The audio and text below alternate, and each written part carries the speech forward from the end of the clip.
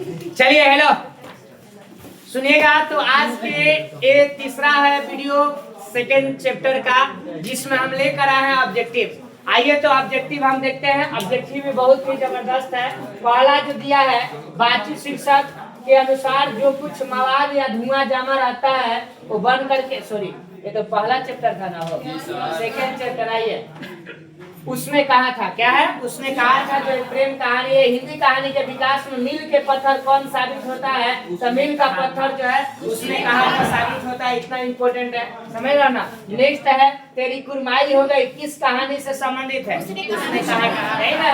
तीसरा नंबर, बिना फेरे घोड़ा बिगड़ता है, बिना लड़े सिपाही, यह पंक्ति किस कहानी का है, उसने कहा। उस समय की बात है, लाना सिंह खुद लड़ने के लिए जाता है। बोधा हजारा से बोलता है अपने दोस्तों सबसे कि अरे हमें जाने दो, हमें जाने दो, हम अकेले कई गो जर्मन को, 100 गो, हजारों जर्मन को मार करके क्या कर देंगे, गिरा देंगे। क्योंकि बिना फेरे हुए घोड़ा बिगड़ जाता है। जो घोड़ा है ना, उसको जब तक फील्ड में दौड़ाइएगा नहीं तले बिगड़ जाएगा। एक दिन उसको युद्ध पर लेकर जाइएगा दौड़ाने के लिए, तो घोड़ा नहीं दौड़ पाएगा। डेली उसको क्या करना होता है, फेरना होता है। उसी तरह सिपाही को हमेशा लड़ते रहना चाहिए। सिपाही जो हमेशा लड़ेगा तो उसको लगेगा कि नहीं भाई हम जो है बढ़िया से लड़ रहे हैं, एक्सपीरियंस उसका जारी रहेगा। समझ ना। तो इसका मतलब यही है, जो कहाँ से लिया गया है, एक क्वेश्चन पूछेगा कि ये क्या बोला है, तो लहना सिंह। किसे बोला है, तो अपने मित्र से। किसे, अपने मित्र से बोला है। ठीक है, इस तरीके का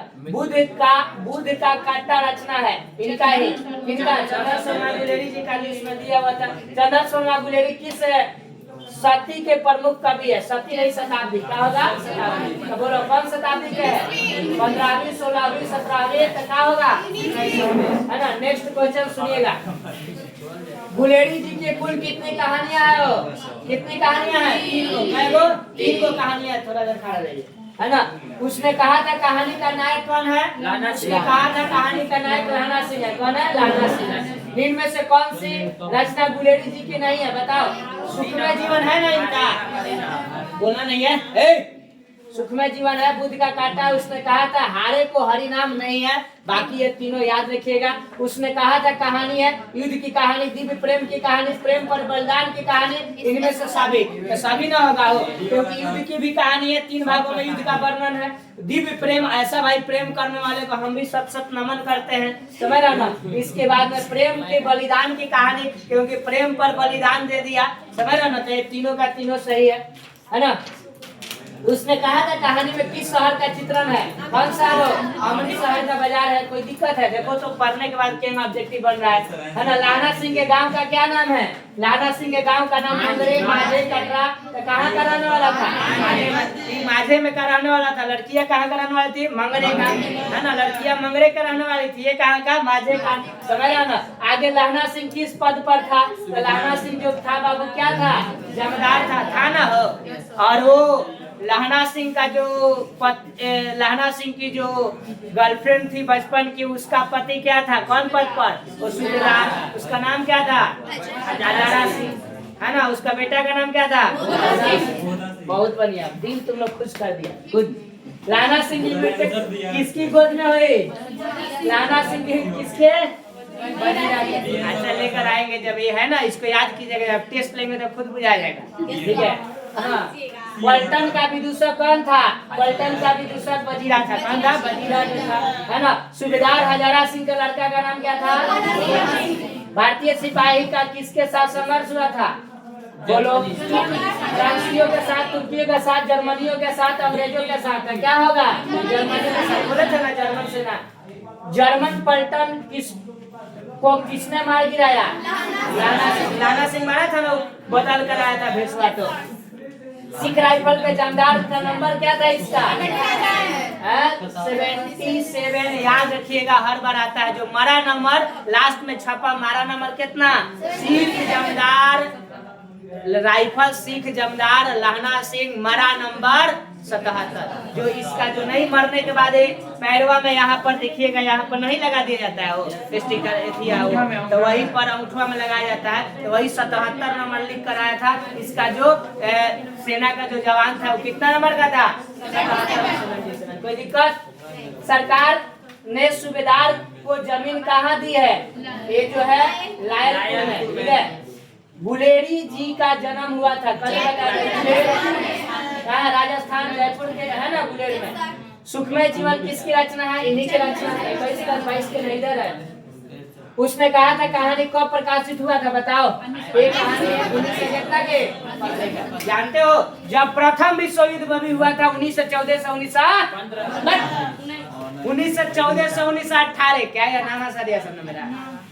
प्रथम विश्व युद्ध 1914 से 1918 4 वर्ष तक चला था। उसी प्रथम विश्व युद्ध में हम सभी भारतीय गुलाम थे, क्योंकि उस समय हमारा देश आजाद नहीं था। और उसी समय में जो है अंग्रेज हम सभी भारतीयों को क्या किए थे कि हम सभी भारतीयों को लेकर के और युद्ध में ढकेले थे। और वही युद्ध में अंग्रेज के तरफ से लड़ने के लिए ये लोग जाते हैं। बुझाया? पहला विश्व युद्ध की कहानी है। और उस 14 से 18 तक में जो प्रथम विश्व युद्ध चला था उसी में 1 साल की बाद यानी 1915 की कहानी है। बोलो दिमाग में बैठल कि ना बैठल?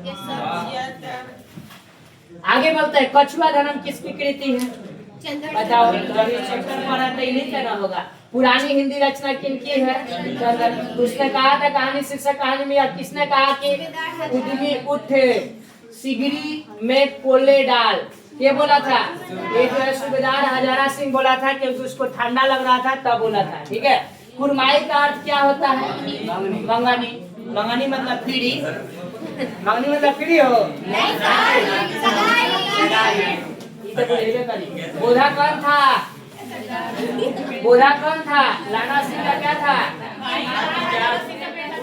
अरे सूबेदार हजारा सिंह का क्या था? चंदन शर्मा गुलेरी का जन्म कौन सी है? कौन सी कहानी चंदन शर्मा गुलेरी की लिखी हुई? कच्ची वही वाला फिर क्वेश्चन और रिपीट है। गुलेरी किस गांव के थे? गुलेर। देख रहे हो ना, अलग अलग जगह जगह क्वेश्चन पूछा है, सारा बनवा दिया है। उसने कहा था कहानी के कहानीकार कौन है? इसमें जितना प्रीवियस ईयर में जगह जगह घुमा के पूछता है सब अपडेटेड रहता है, समझ रहा ना? एक अलावा कहीं से नहीं पूछेगा, ठीक है।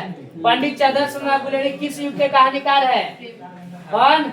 द्विवेदी युग, भरतेंद्र युग, प्रेमचंद युग, और इनमें से कोई आधुनिक युग का होगा तो इसमें से कोई नहीं होगा, ठीक है।